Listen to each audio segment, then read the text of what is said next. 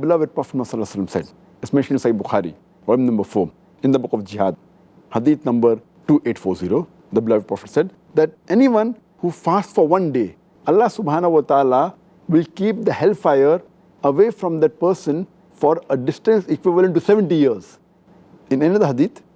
our beloved Prophet ﷺ said, it's mentioned in hadith of Tirmidhi, book of Jihad, hadith number 1624, the beloved Prophet said that anyone who fasts for one day, Allah subhanahu wa ta'ala will make a trench between him and the hellfire, whose distance will be equivalent to the distance between the heavens and the earth.